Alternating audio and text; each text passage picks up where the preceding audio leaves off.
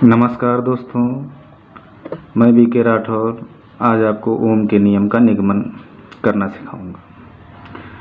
UP board 2021 की दृष्टि से बहुत महत्वपूर्ण है और बहुत ही पूछा जाता है, बहुत बार पूछा भी गया है। तो ओम के नियम का निगमन करने के पहले सबसे पहले हम ये जानते हैं ओम का नियम होता क्या है। ये देखिए, ये एक चालक तार है जो बैटरी से जोड़ दिया गया है। बैटरी के द्वारा तार के सिरों के बीच विभवांतर लगाया गया। तो जब भी किसी चालक तार के सिरों पर हम लोग विभवांतर आरोपित कर देते हैं अथवा लगा देते हैं तो उसमें धारा बहने लगती है। तो अब बात आई कि तार के द्वारा, बैटरी के द्वारा चालक तार को जोड़ देते हैं तो धारा कैसे बहने लगती है। तो देखिए, तो चालक तार के सिरों पर जब हम लोग विभवांतर आरोपित करते हैं तो तार के मध्य में वैद्युत क्षेत्र स्थापित हो जाता है और चालक तार में होते हैं मुक्त इलेक्ट्रॉन। तो जब भी कोई मुक्त इलेक्ट्रॉन अथवा आवेशित कण वैद्युत क्षेत्र में होता है तो उस पर क्या लगने लगता है, वैद्युत क्षेत्र उस मुक्त इलेक्ट्रॉन पर वैद्युत बल लगाने लगता है। वैद्युत बल F बराबर EQ के अनुसार, तो F बराबर EQ के अनुसार बल लगाने लगता है। तो वो बल जो है क्षेत्र की विपरीत दिशा में कार्य करता है, जिसके कारण इलेक्ट्रॉन जो है, मुक्त इलेक्ट्रॉन क्षेत्र की विपरीत दिशा में अनुगमन वेग vt से गति करने लगते हैं। तो मुक्त इलेक्ट्रॉन जब गति करने लगते हैं तो इसी के कारण क्या बने लगती है, धारा। तो सीधे कह देते हैं कि जब किसी चालक तार के सिरों पर विभवांतर आरोपित करते हैं तो क्या बने लगती है, धारा। अब समझिए ओम का नियम होता है।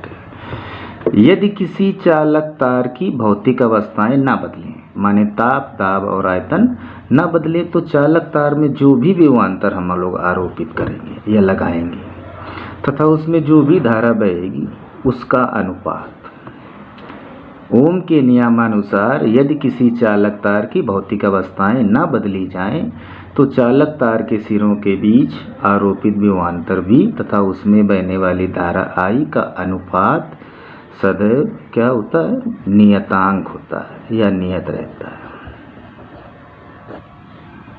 चाहे विभवांतर और धारा के कितने भी मान हो, यदि भौतिक अवस्थाएं न बदली जाएं तो V/I का मान सदैव कितना आएगा, नियतांक आएगा। और इस नियतांक को हम लोग कहते हैं R माने वैद्युत प्रतिरोध, चालक तार का वैद्युत प्रतिरोध।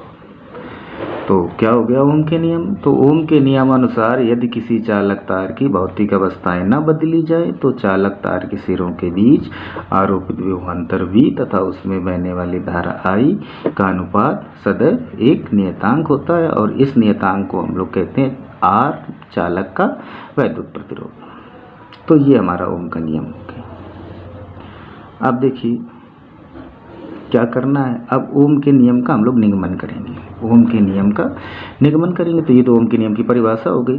तो देखिए ये क्या है, स्मॉल l लंबाई का एक धारावाही चालक तार है जिसकी अनुप्रस्थ काट का क्षेत्रफल a है। अनुप्रस्थ काट अथवा अनुप्रस्थ परिच्छेद। इसके प्रति एकांक आयतन में मुक्त इलेक्ट्रॉनों की संख्या n तथा मुक्त इलेक्ट्रॉनों का अनुगमन वेग vt है।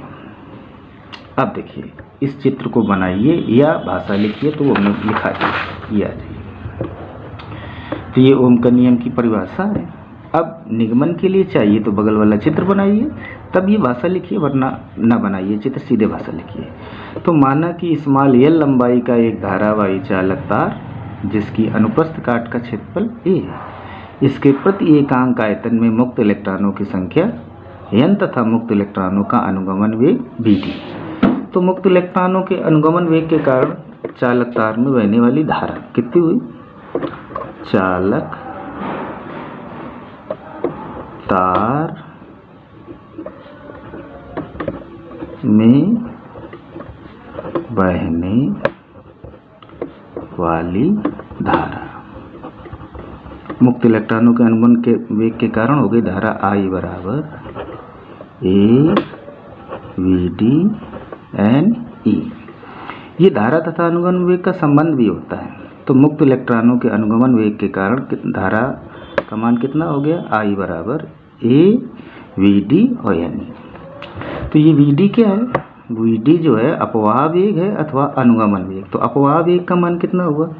तो एक संबंध होता है अपवाह वेग का, अगर मान निकालना तो एक संबंध होता है, उसे कहते हैं अनुगमन वेग तथा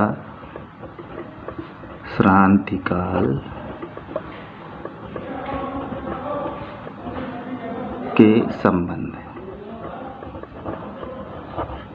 से अनुगमन वेग का मान हुआ जाके VD बराबर EV टाउ बटे ml। अनुगमन वेग और श्रांति काल के संबंध से VD का मान हुआ VD बराबर EV टाउ बटे ml, जहाँ हम लोग लिखेंगे E बराबर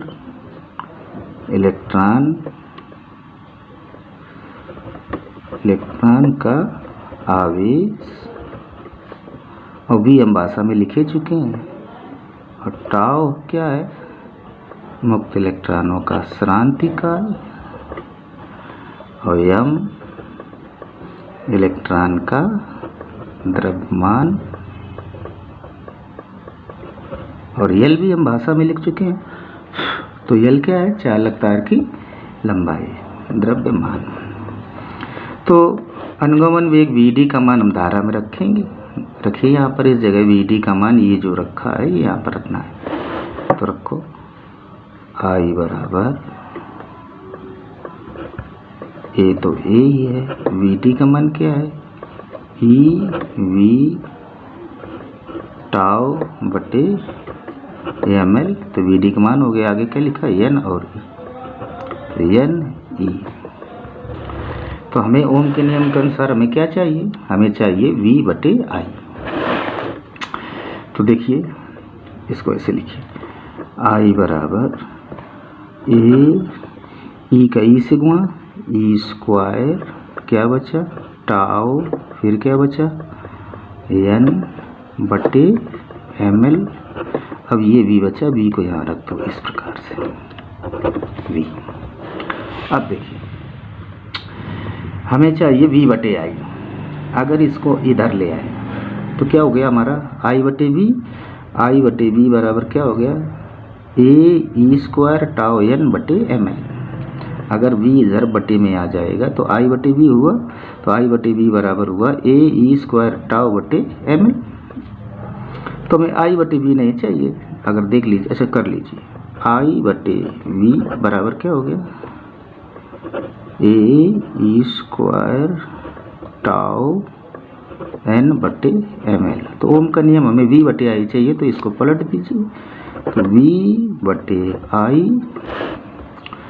बराबर ये भी पलट जाएगा ml बटे E स्क्वायर टाउ N, जहाँ ये पूरा ये ml बटे E स्क्वायर टाउ N बराबर होता है R, चालक का